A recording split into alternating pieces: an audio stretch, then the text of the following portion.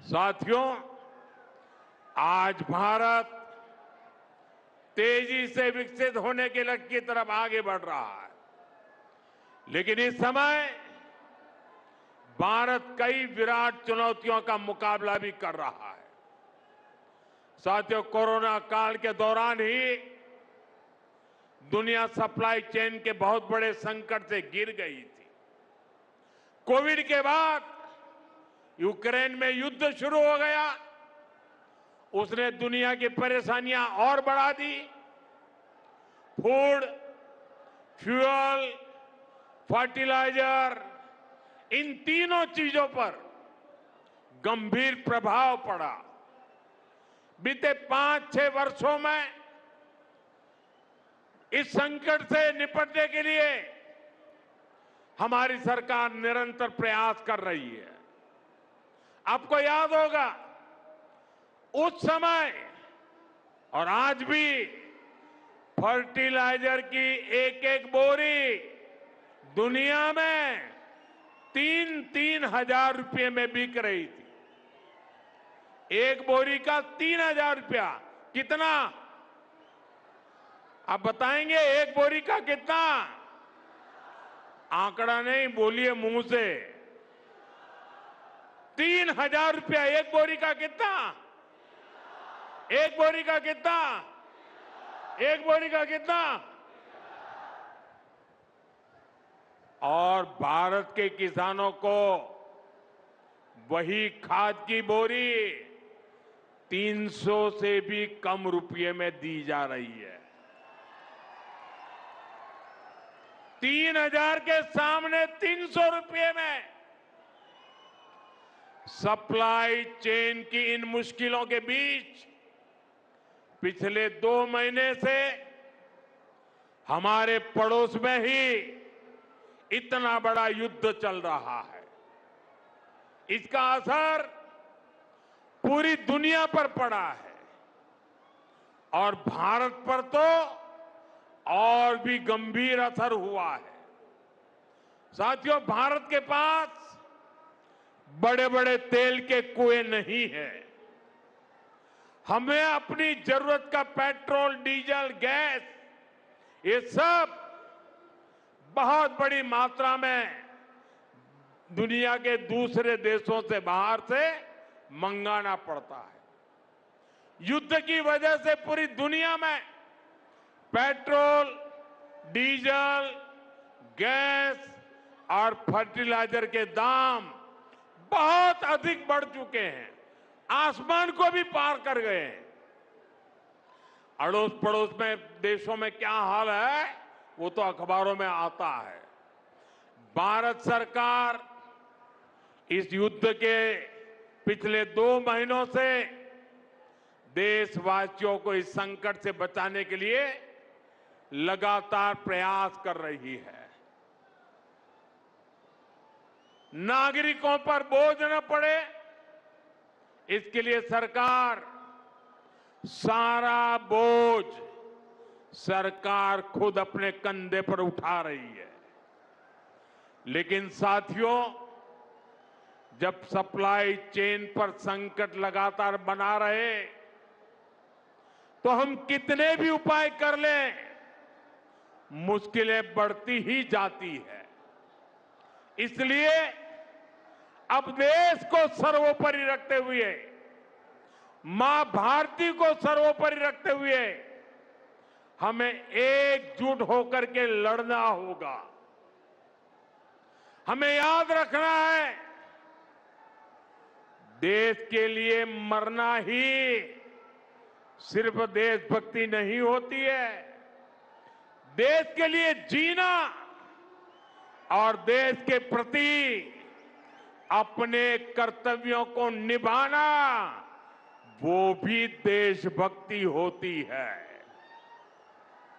इसलिए वैश्विक संकट के इस समय में हमें कर्तव्यों को सर्वोपरि रखते हुए कुछ संकल्प लेने होंगे और उन संकल्पों को पूरे समर्पण भाव से पूरा करना होगा। जैसे एक बड़ा संकल्प है पेट्रोल डीजल का संयम से इस्तेमाल करना। साथियों, हमें पेट्रोल डीजल का उपयोग कम करना होगा। शहरों में जहां मेट्रो है वहां हम तय करें कि हम मेट्रो का ही उपयोग करेंगे, ज्यादा से ज्यादा मेट्रो में ही जाएंगे। अगर कार में ही जाना जरूरी है तो फिर कार पूल करने का प्रयास करें और भी लोगों को साथ बिठा ले। अगर हमें कहीं सामान भेजना हो तो कोशिश करनी है कि वह ज्यादा से ज्यादा रेलवे गुड्स के जो ट्रेन होती है रेलवे की सर्विसेज से भेजे, ताकि इलेक्ट्रिक रेलवे होने के कारण पेट्रोल डीजल की जरूरत नहीं पड़ती है। जिन लोगों के पास इलेक्ट्रिक व्हीकल है वो भी कोशिश करें कि इलेक्ट्रिक व्हीकल का ज्यादा से ज्यादा उपयोग करें। साथियों, हमने कोरोना के समय में वर्क फ्रॉम होम की, ऑनलाइन मीटिंग्स की, वीडियो कॉन्फ्रेंस की, ऐसी अनेक व्यवस्थाएं विकसित की और हमें आदत भी हो गई थी। आज समय की मांग ऐसी है कि उन व्यवस्थाओं को हम फिर से शुरू करें तो वो देश हित में होगा। Work from home, online conferences, virtual meetings, इनको हमें फिर से प्राथमिकता देनी है। साथियों, आज जो संकट है उसमें हमें विदेशी मुद्रा बचाने पर भी बहुत जोर देना होगा, क्योंकि दुनिया में पेट्रोल डीजल इतना ज्यादा महंगा हो गया है, पहले से कई गुना ज्यादा कीमतें बढ़ गई है। तो हम सबका दायित्व है कि पेट्रोल डीजल की खरीद पर जो विदेशी मुद्रा खर्च होती है, पेट्रोल डीजल बचाकर हमें वो मुद्रा भी बचानी है। इसके लिए हमारे छोटे छोटे प्रयास भी देश की बहुत मदद कर सकते हैं। जैसे आजकल जो विदेशों में शादियों का, विदेशों में घूमने का, विदेशों में वैकेशन पर जाने का मिडिल क्लास में कल्चर बढ़ता जा रहा है। हमें तय करना होगा कि जब ये संकट का काल है और हमारी देशभक्ति हमें ललकार रही है तो कम से कम एक साल के लिए हमें विदेशों में जाने की बातों को टालना चाहिए। भारत में बहुत सारी जगह है, वहां हम जा सकते हैं, बहुत कुछ भारत में किया जा सकता है। इस बेटी को नीचे बिठाइए, उसे थक जाएगी, उस बेटी को बिठाइए। वो थैंक यू बेटा, थैंक यू। बैठिए, आप नीचे बैठिए। मैंने देख लिया बेटा, उसको देख लिया, अब आप बैठ जाइए। हाँ, इस छोटी बच्ची को क्यों परेशान करते हो भाई? इन बच्चों को बैठने दीजिए प्लीज, बच्चों को परेशान मत कीजिए जी। साथियों, हमें विदेशी मुद्रा बचाने के जो भी रास्ते हम लोग अपना सकते हैं हमें बचाना होगा। साथियों, गोल्ड यानी सोने की खरीद एक और पहलू है जिसमें विदेशी मुद्रा बहुत अधिक खर्च होती है। एक जमाना था जब संकट आता था, कोई युद्ध होता था तो लोग देश हित में सोना दान दे देते थे। आज दान की जरूरत नहीं है, लेकिन देश हित में हमको ये तय करना पड़ेगा कि साल भर तक घर में कोई भी फंक्शन हो, कोई भी कार्यक्रम हो, हम सोने के गहने नहीं खरीदेंगे, सोना नहीं खरीदेंगे। विदेशी मुद्रा बचाने के लिए हमारी देशभक्ति हमें चुनौती दे रही है और हमें इस चुनौती को स्वीकार करते हुए विदेशी मुद्रा को बचाना होगा। साथियों, ये समय एक और बड़े सबक का भी है। एक समय था जब हम कॉपर एक्सपोर्ट करते थे, लेकिन आज भारत के सामने स्थिति ऐसी बन गई कि अब हमें कॉपर को भी इंपोर्ट करना पड़ता है। हमारे देश में हड़तालें करवाकर कॉपर प्लांट्स को ठप करवा दिया गया और अब हालत ये हो गई कि हमें कॉपर बाहर से मंगाना पड़ता है और उसमें विदेशी मुद्रा खर्च होती है। इसलिए मैं ऐसे सभी श्रमिक समूह मजदूर संगठनों से भी कहूंगा कि हमें ऐसी बातों का जरूर ध्यान रखना चाहिए। भारत को आत्मनिर्भर बनने से जो भी कदम रोकते हैं उनमें हमें दूरी बनानी होगी और जो लोग ऐसी साजिशों में जुटे हैं उन पर भी कड़ी नजर रखनी होगी। मैं देश की अदालतों से भी आग्रह करूंगा कि ऐसी स्थिति आने पर देश हित में हमें कोई ना कोई रास्ता निकालने की तरफ बढ़ना चाहिए। साथियों, ऐसे ही खाने के तेल का भी है। इसके आयात के लिए भी बहुत बड़ी मात्रा में हमें विदेशी मुद्रा खर्च करनी पड़ती है।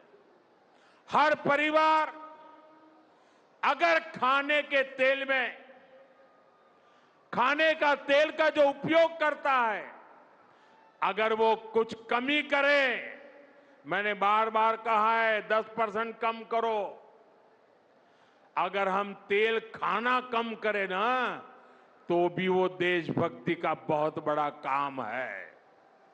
आप देश सेवा में योगदान दे सकते हैं और इससे देश सेवा भी होगी और देह सेवा भी होगी। इससे देश के खजाने का स्वास्थ्य भी सुधरेगा और परिवार के हर सदस्य का स्वास्थ्य भी अच्छा रहेगा। साथियों, विदेशी मुद्रा की खपत वाला एक और सेक्टर हमारी खेती है। हम बहुत बड़ी मात्रा में बाहर से केमिकल फर्टिलाइजर इंपोर्ट करते हैं। केमिकल फर्टिलाइजर खेती के कारण हमारी धरती मां को बहुत पीड़ा हो रही है। हमारे खेत बर्बाद हो रहे हैं। अगर आज हम अपने खेत को नहीं बचाएंगे तो भविष्य में फसलों पर भी खतरा आ जाएगा। इसलिए बहुत जरूरी है कि हम केमिकल फर्टिलाइजर की खपत 25%, 30%, 40%, 50% उसको घटाए, आधी कर दें और हम उसके साथ साथ नेचुरल फार्मिंग की तरफ बढ़ें। हम फर्टिलाइजर का उपयोग कम करके विदेशी मुद्रा भी बचा सकते हैं और साथ साथ अपने खेत को बचा सकते हैं, हमारी ये धरती मां को बचा सकते हैं। और यह हमें करना ही होगा। आज वैश्विक संकटों से जो चुनौतियां आई है, हमें उन चुनौतियों को परास्त करना होगा। साथियों, भारत सरकार खेतों में डीजल पंप की जगह सोलर पंप की योजना चला रही है। हम खेतों में डीजल पंप की जगह सोलर पंप का उपयोग करने का जोर देना होगा। मैं कोविड काल में भी आग्रह करता था कि हम स्थानीय चीजें खरीदें, वोकल फॉर लोकल के मंत्र को लेकर चले। हम मेड इन इंडिया चीजें खरीदकर भी विदेशी मुद्रा बचा सकते हैं और हमारे देश में स्थानीय उत्पादन की कोई कमी नहीं है। चाहे जूते हो, पर्स हो, बैग हो, हमें स्वदेशी पर बल देना चाहिए। और मैं ये नहीं कह रहा कि जो आपके पास विदेशी चीजें खरीदी हुई है, विदेशी ब्रांड की है, उनको जाकर के फेंक दो, ऐसा मैं नहीं कह रहा हूं। लेकिन मेरा आग्रह है कि नए विदेशी प्रोडक्ट हमें नहीं खरीदने चाहिए। और वाकई हमें कई बार अंदाजा तक नहीं होता कि रोजमर्रा की कितनी सारी चीजें विदेशी हैं जो हम ऐसे ही यूज कर रहे हैं। और साथियों, जब मैं बात स्वदेशी की करता हूं तो लोगों को लगता है कि दिवाली के दिए खरीदो मतलब स्वदेशी हो गया। ये तो भ्रम फैलाने वाली बातें हैं। इससे सफलता नहीं मिलती है। हमें घर के उपयोग में आने वाले सामान की लिस्ट बनानी है। देखना चाहिए कितनी विदेशी चीजें घुस गई है, पता ही नहीं है। कैंची हो, कंघी हो, छोटी छोटी चीजें, टूथपिन, टूथब्रश, कितना सारा सामान विदेश से हमारे घर में घुस गया है। फिर इस लिस्ट से हमें हो सके उतना जल्दी स्वदेशी में बदलना चाहिए। साथियों, ये बातें सिर्फ एक सरकार, एक दल, एक व्यक्ति की नहीं है। ये बीजेपी का भी मुद्दा नहीं है, ये देश का मुद्दा है। और इसके लिए हर नागरिक, हर राजनीतिक दल, हर सरकार, हर समाज, हर संगठन को संकल्पबद्ध होगा। मैं मीडिया के साथियों से भी देश हित में आगे आने के लिए आग्रह करूंगा। आइए देशभक्ति का भाव जगाएं और देश को जो वैश्विक संकट चल रहे हैं, देश उस संकटों का लाभ ले, परिस्थिति पे सवार हो जाए।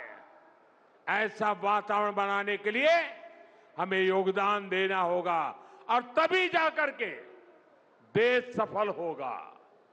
ऐसे संकल्प जब हर नागरिक पूरी ईमानदारी से सिद्ध करेगा तो भारत हर संकट में जरूर विजयी होगा।